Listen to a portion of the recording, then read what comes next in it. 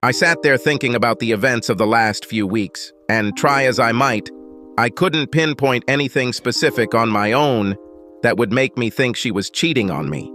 The feeling that filled my being was the result of the addition of many little things that, more than anything else, made me feel uneasy. Something was happening there, but I couldn't understand what it was. I was quite sure that something was up, but I had no proof. I had no idea who, what, or where this was happening, if that was indeed the case. I even began to doubt my own sanity. Am I reading too much into what's going on? Maybe I'm overreacting, imagining all sorts of scenarios in which she cheated, but with whom? I had no idea, but still my insides were knotted. I felt, rather than knew, that something was happening. Maybe this was the very beginning of an affair, maybe a one-time use. The more I tormented myself with thoughts and fantasies, the more confident I became in a strange way. I had been thinking like this for what seemed like weeks, but how long did it go on before I became even slightly aware that something was wrong? I took another sip of my JD. The ice clinked in the glass, telling me it was time to pour more. I caught the bartender's eye and he nodded. He slid along the counter and replaced my glass with another double JD on ice. He smiled slightly at me, as if reading my thoughts. He had seen that look many times before. His gaze was supportive and at the same time compassionate, as he recognized the pained look in my eyes. JD's sweet taste warmed my mouth and throat as I took another sip. I should calm down, I decided, looking around the bar and noticing a handful of other people drinking. It was quiet. The low hum of chatter simply filled the room with unintelligible words and added background to my personal growing sense of unhappiness. There was no joy here. The faces of the customers who filled the bar were expressionless. No one stood out. Everyone was plain and average in every way. The only woman in the place, who looked to be in her 40s, a little overdressed for the time of day and place, and who looked perhaps a little desperate, was being treated to drinks by an older guy. He looked like he was hoping for luck, and looking at her, he didn't have to try so hard. I thought she already had his number. The other souls seemed to be simply passing the time, while the rain fell outside and further dampened the mood, and soon each of them would run out of reasons to stay in the sanctity of the bar and head home. I still haven't decided what I'm going to do. So, what's the story? I turned in the direction of the voice. She looked at me and her eyes penetrated deep into my soul. I thought I opened my mouth to speak, but no words came out. She stood in the dimly lit bar, dripping with water, as she began to take off her coat. "What are you doing here, Sammy?" "I was worried about you, and I had an idea that I would find you here. So here I am. Do you want to talk?" I looked at her, and my mind tried to regain some balance as I looked at her. "Are you worried about me?" "Why? What do you mean?" I looked at her, trying to understand what she was thinking, worrying if she was trying to trick me somehow.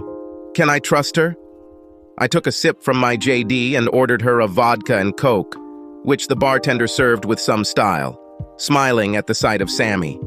She caught his eye as he serviced her, smiling one of his sweet butter-won't-melt smiles as his gaze slid over her full breasts, jutting out beneath her tight blouse. Sammy waited until the bartender walked away before saying anything else. Her eyes were wary as we looked at each other, uncertainty, fighting for position and advantage. "Well, it all has to do with how you've been acting lately. You look like you have the world's worries on your shoulders. Don't you just want to tell me what the hell is going on?" I looked into her brown eyes for a moment before looking away. She always knew how to read me like an open book. That was what I always liked about her. We got along. We also seemed to somehow understand each other. We had arguments, but we never fought about anything. We've always been direct and honest with each other. Well, up to a point. What was left unsaid was simply understood. "Sammy, I'm fine and we're fine. You don't really have anything to worry about." I looked at her as she took in my words. I could see she didn't buy it. My heart sank and I tried to brush it off, but I could see it wouldn't go away. Sammy took a slow sip from her glass and looked straight into my soul again. "Oh my God, this is it," I thought. She placed the glass on the table in front of her, then clasped her fingers together and leaned forward slightly towards me. "I know. What? I know what's going on. I don't understand what you mean. I tried to bluff. For God's sake, Steve, I know. So let's be honest with each other and stop fooling around. The bartender caught the last few words, and his head turned just enough to try to catch more of what he assumed must have been something juicy. Let's sit in one of the booths. It's too public, in my opinion. I saw the disappointed look on the bartender's face as we stood up and walked across the bar to one of the side booths. We sat opposite each other like prize fighters, waiting for the other to strike. Okay, so what do you think you know? I fought in the tournament. Nice try, Steve. You know you can't lie to me. We've known each other too long, and I do. So tell me about it. You know you need to talk to someone, so put it out there. I've known Sammy since I was 17. She was always there and had a bit of a crush on me for a time when I started dating her sister Claire. Claire was 3 years older, and we started dating when we were both 20. Sammy and I always got along, much to the displeasure of her older sister. They were as different as chalk and cheese in many ways, but their personalities were common, as evidenced by the many quarrels between the sisters over the years. 2 years later, we were married and had what I thought was an idyllic future. We both worked decent jobs and earned enough to at least make life comfortable. My sister-in-law Sammy had fun in her late teens and early 20s, and now, at age 25, was looking for something more grown up. I felt like she had sown all her wild oats and turned into someone that I thought any guy would be lucky to get close to. Claire and I have been married for 5 years. Well, we'll be 5 in a month when our anniversary arrives. That's if we go that far, I thought. Sammy is a very attractive woman and someone I considered a friend as well as my sister-in-law. I looked at her, and my eyes began to fill with tears as I searched for words to explain how I felt, but still, her words, "I know," rang loud and clear in my head. She reached across the table, and her fingers stroked mine before squeezing them tightly, a sign of support, and even more as I felt my heart slowly breaking. "Okay, Steve, if you don't tell me, then I will. She's cheating on you. I think you know this." "Of course I know. What are you going to do about it now?" My eyes widened when I heard those words, but still refused to understand as I stubbornly tried to make sense of what I knew and what it meant. I didn't want to hear anything anymore. In my opinion, if I didn't really know, then it couldn't have happened, and then it couldn't have hurt me. I wouldn't have to deal with it either. Sammy looked at me. She saw the glassy look I gave her. Was it shock or denial? "Steve, I love you dearly, but for God's sake, wake up. I'm sure it's some kind of misunderstanding or something." I tried to slip it under my arm and also tried to mislead myself even more. Sammy's eyes suddenly flashed with rage. She reached out and hit me in the face, damn hard. The bartender looked at me and stopped wiping the glass he was holding in his hand. "Is everything all right there?" I raised my hand. "Yes, of course. There are no problems here." I raised my hand to my cheek. The heat of the slap made it glow, and I was sure Sammy's perfect handprint was there too. "Sorry, Steve, but you drive me crazy sometimes. You know how much I care about you, and I can't stand to see you hurt like this, so be wise and courageous. This is happening, and we need to do something about it." I swallowed, rubbing my cheek, and the gravity of my situation began to dawn on me as the pain of her slap shot through my brain.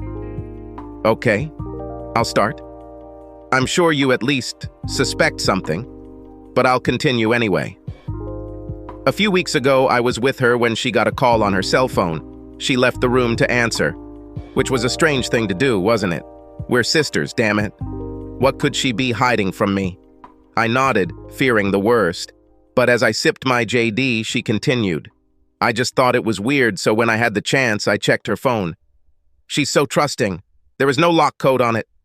The call was from a guy who was in her contact and introduced himself as Robert. I didn't know about any Robert or Bob, but thought I'd keep an eye out for any recurrence. "So who was this guy, Robert or Bob?" I asked, trying to rack my brain for any information about this name. I actually found out who he was about a week later. "This is a guy she knew years ago, before she even started dating you. Anyway, it looks like he contacted us through one of those social networks or a chat site or something like that. It looks like they've been messaging each other for a few weeks now, too. But I didn't know anything about it." All I knew was that there seemed to be little things going on that somehow stayed apart. Yes, I know, but it was all part of what they did. Nothing obvious, but it just seemed like everything was falling into place for them. So it's just a couple of friends texting each other, reliving old times or something? Yes, it seems. Anyway, that's how it all started. Are you saying that something happened? Yes. Are you saying that you didn't notice anything suspicious?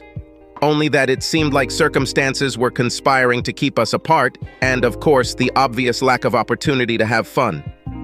Sammy looked at me with a look of disbelief on her face, as if I was stupid. What? I stared back at her. Steve, I love you dearly, but damn it, get your head out of your ass. Reality sank deeper into my drugged brain as her words became more real by the minute. Damn, I thought this was serious. I took another sip and gathered my courage. How far do you think it went? Or do you know? Sammy looked at me. Her eyes sparkled and looked away for a split second. That was all the answer I needed. When? How? Where? I asked quickly. My mind was now playing catch-up as I felt rage begin to boil inside me. The race between logic, common sense, and pure animal rage has begun. I know she's met him at least 3 times in the last 2 weeks. At first, I was not sure, and only 2 days ago I found out for sure that it had progressed. I was having lunch with one of my friends, who works with Claire, and she let it slip. I didn't show it at the time, and she hid it well, so I let it slide. It turns out she met him twice for lunch and at least once for dinner one evening last week. Is this consistent with what you noticed? I looked at her, taking in her words. There have been a couple of times recently where I called her office to set up a lunch meeting and she wasn't there or she just left. Was this when she met him? Then last week she had a seminar that she simply had to attend. It was announced late and scheduled for after work. That evening she returned home late, after 12 o'clock. Reminiscing about the past, she came and said it had taken a long time and the team went for a drink at the hotel bar to relax before leaving. I also remember that there was no sex that night, and she also took a shower before bed. My mind was racing. My brain was confused as I perceived these hurtful facts, each of which increased the agony and turned the knife that was firmly stuck in my heart. To hell with all this, I suddenly spat. Sammy looked at me, and now there was concern in her eyes. Steve, what are you going to do? Don't do anything stupid. She shouldn't get you into trouble with the law. I looked at her, and from the expression on her face, I knew that she had noticed the change. My face seemed like stone, and my heart was now a block of granite. My body was preparing for what was to come, and she could see it. To hell with all this. I will not put up with this under any circumstances. This will stop. I'll stop this. There is no place in my life for a cheater. She will pay, he will pay too. My eyes glazed over as rage bubbled up inside me. My muscles tensed and my fists clenched. I've never been a violent guy. I had my share of confrontations when I was younger, but I never looked for trouble. Sometimes you just have to take a step forward and face the truth, which is what I did then. I was just a little out of practice, that's all, but it had to be fixed, and quickly. Steve, whatever you're up to, take a step back. Think about it, and don't rush without a plan. Otherwise, everything will go to hell. You need to think and prepare. Otherwise, you will end up getting burned. Her words saturated my rage, seeped into the rational part of my brain and made sense. In a weird way, it helped me calm down a little and realize that what I suspected was actually true. So at least I wasn't going crazy. Do you think she's there now? I looked at Sammy. I saw that her eyes filled with tears, and the tear began its lonely path down her pretty face. Yes, I know that she is with him now. That's why I came looking for you. I felt rage boiling inside me again, and slammed my fist on the table. Several people in the bar turned and looked. I raised my hand to the bartender, and he gave me that half smile again. How the hell did he know? Do you know where exactly? I asked, more hopefully than anything else. No, I have no idea, but tomorrow I'll see my friend again and find out what I can. I know he's married and has a couple of kids, although I'm not sure where he lives yet. But I'll do my best to find out if it helps. I reached for her hand, holding it tightly, and brushed a tear from her cheek. Thank you, Sammy. I know it's hard for you, but I really appreciate it, I really do. What are you going to do? She looked at me worriedly. I know I can't do what I want, at least not yet, but I'll stop it. When I do this, it will be final, and there will be no retribution, no remorse, but they will both pay. In the meantime, I will keep what is mine. I will get the evidence I need for what I decide to do next.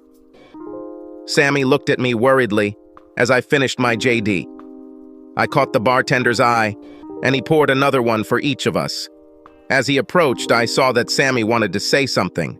I raised my hand to stop her until the drinks arrived. I handed him a banknote. Keep the change for yourself. He nodded and left. So, how long will it be before you come face to face with her? I have a lot to think about.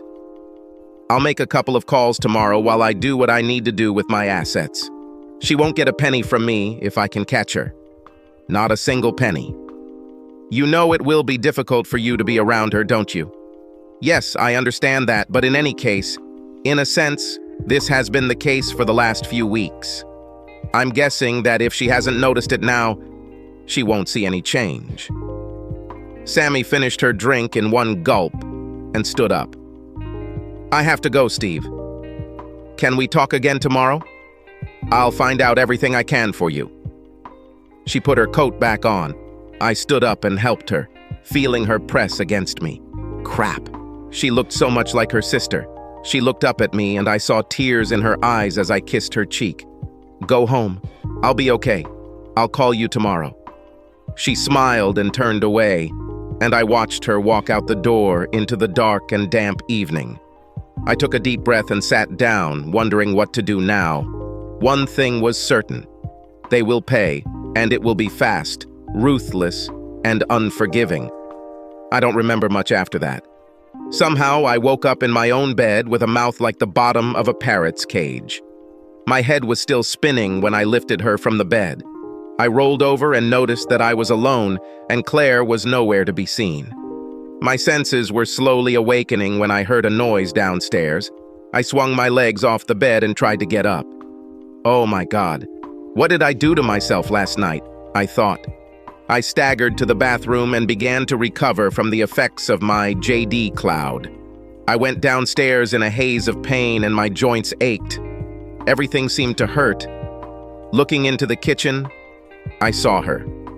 Hello, my love. What did you do last night to get into this state? Would you like to know, bitch? I had a drink with an old friend, that's all. Got carried away. I sat down, poured myself some orange juice, swallowed it, and went for another. Oh, really? Who was that? Anyone I know? My mind turned on. No, I do not think so. It was Bob. I knew him a long time ago. Haven't seen him in years, and he was in town for a couple of days on business. Bob? Something flashed across her face when she turned around. Yeah, I'm sure you probably remember me mentioning that. We went to college together and played football for a couple of years. Tall guy, dark hair, he still asked about you. Claire looked puzzled. Sorry, I don't remember any Bob. But still, the main thing is that you have fun. Strike first. She sat opposite me at the table. I looked at her, remembering my conversation with Sammy yesterday. So, honey, what did you do last night? Was there anything exciting? What time did you arrive? She looked me in the eye as she lied to me. Oh, nothing special, really. I finished my work and then the two of us went out for something to eat and drink. I was home by 9:30. I started to worry about you, but then I remembered that you had a late meeting. I knew she wasn't home by then because I was still home at 10 p.m. That's when I got enough and went to the bar. Second strike. I have some things I need to do this morning, so I'll take a shower and hit the road. I may be late tonight, so don't wait. Bob said he'll be in touch. We still have some catching up to do. You'll have to invite him over if he stays here for a few days. It's nice to meet old friends. I'm sure I will do it. You must remember him fondly?" She looked at me blankly. Her face tried not to react in any way and not give anything away, but she felt something. I saw it. "Maybe it will come back to me later, love. Now move, otherwise you will be late." "Do you want me to drive? You actually drank a little too much last night." "No, everything is okay. I still need to get a taxi and pick up my car, as I remember leaving it at the bar, so thanks anyway. I went to get dressed after drinking more orange juice and a couple of painkillers. I left the house 30 minutes later while Claire was getting ready. I had a busy day ahead of me. I was sure of one thing: this would not last long. I gritted my teeth when I thought about Claire with this Bob character. My fists clenched. He was going to pay, and I was going to crush the bastard. The work was chaotic. I had call after call to sort out problems on the line. My secretary hosted some, but there were meetings I needed to attend, so I couldn't avoid any of them. By mid-morning, the initial rush had subsided, and I had some almost free time to sort out my personal problems. I closed my office door and started checking my finances.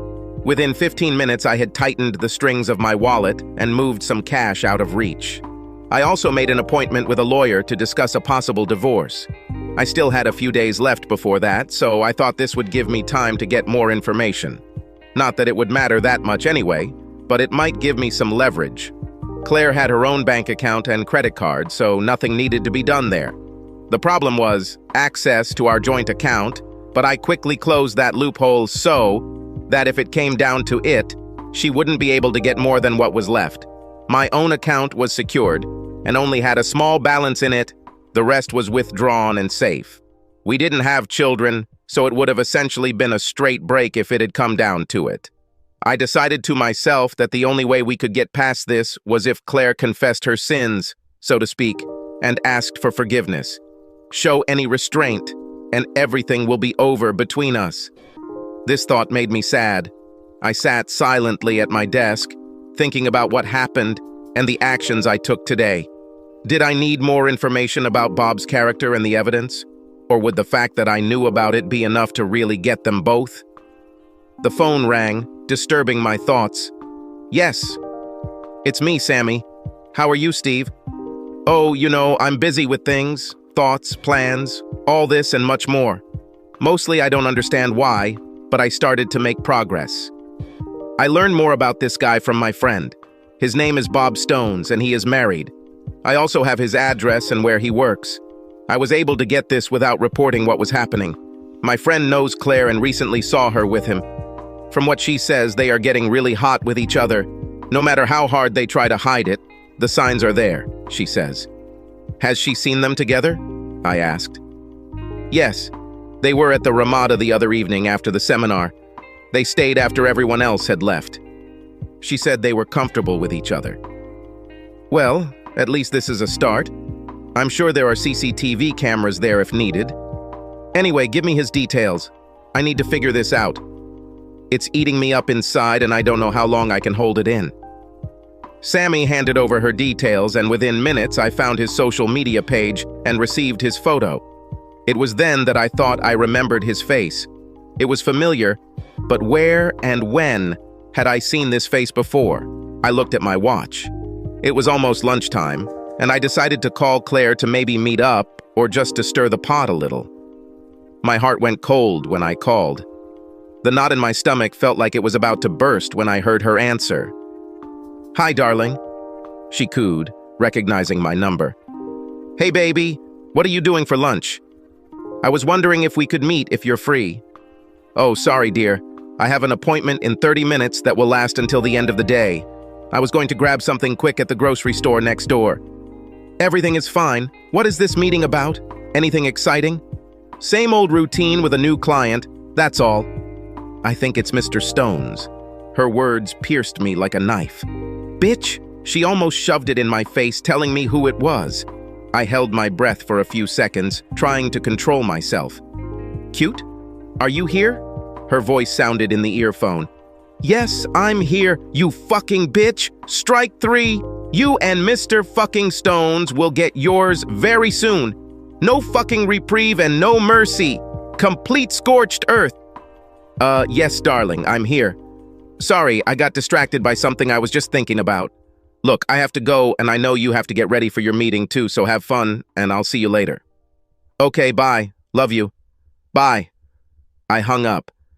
I was seething with anger and sat gritting my teeth when my secretary poked her head through the door. Steve, I'm going to that grocery store down the street. Do you want me to buy you something? I thought for a moment. Yes, buy me anything. Surprise me.